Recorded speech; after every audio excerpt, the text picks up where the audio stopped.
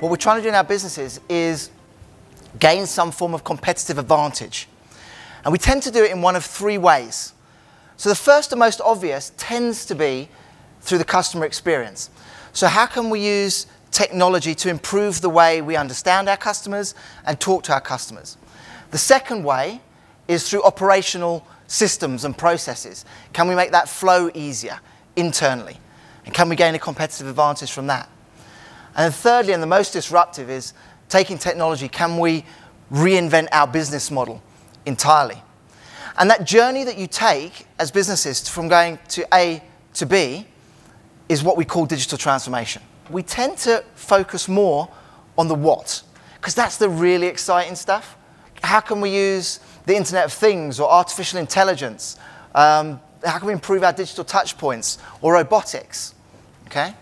But the problem that we have with focusing on this is when we do, 84% of companies fail at digital transformation. And you will have had experience of this yourselves. You might have wanted to roll out a new ERP system at a basic level, or even a new accounting system. And the thing took twice as long to implement as you were told it was going to take.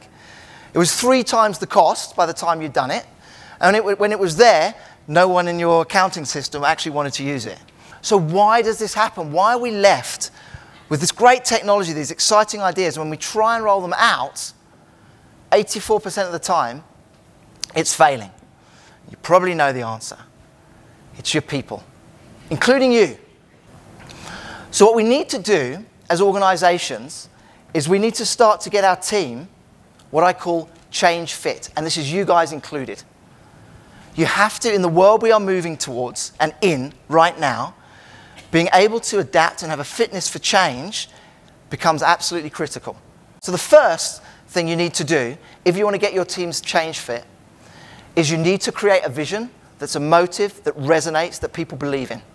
The second thing you need to do is you need to create a new structure within your organization. And you can start tomorrow and do that. Just don't put them under the same rules. The people that you do, don't give them the same rules that you give for the rest of your business. You've got to allow them, as Dave was saying, to fail, to laugh about it, to try something new, to fail, to laugh about it, to try something new, to succeed. You have to give them that. So the third area is taking away your expectation that your team is just going to be able to do this new thing in digital. You have to invest the time, the money, and really believe that doing that is going to help your team to get to where they need to be. And that's about digital skills. Okay? And it's at different levels, depending on where your business is at. You know, in some cases, it might just be using Microsoft better. In some cases, it might be using new systems or thinking about, knowing enough about technologies to think about new systems that could come in and make a difference and improve your processes and give you that competitive advantage. So I think the third area is arguably one of the most critical. If you are not willing to put your time and your money into your people, then it's not going to make it, it's not going to make the difference. The fourth thing is leadership and leadership's responsibility. The problem with hierarchies, and I'm not the first person to say this, you can read most Harvard Business Reviews about this, is that they're built to create managers, you know, great managers, not great leaders. And in times of change, you need great leaders. You need people that can set those visions, that are willing to take risks, that are willing to lose a bit in order to gain. Now that's not a manager. A manager is about keeping the efficiency going of the hierarchy in the system, right? So there is a lot of importance and emphasis that needs to be given to those leaders. And they need to go through a learning process themselves. They need to become digital leaders. Okay? They need to understand how technology can help to improve their business. They need to understand how they need to change their behaviors that will enable their team to change their behaviors. So for a lot of people, there's a big fear around the unknown of their jobs. What is going to happen? Is the machine going to come in and take over what I do, you know, and make me redundant? Well, the likelihood is it's going to happen to some extent over time.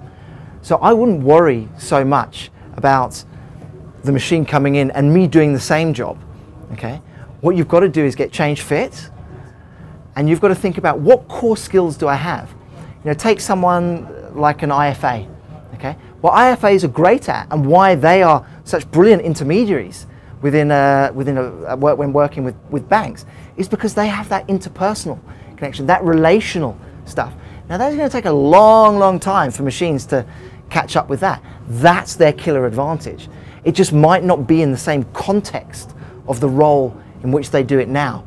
So what they're going to do is, I mean, the jobs that exist now are more than likely not going to exist in the future, but other jobs will come up. And I have a feeling myself that a lot of those jobs are going to rely more on the relational type people and the creative people than anyone else.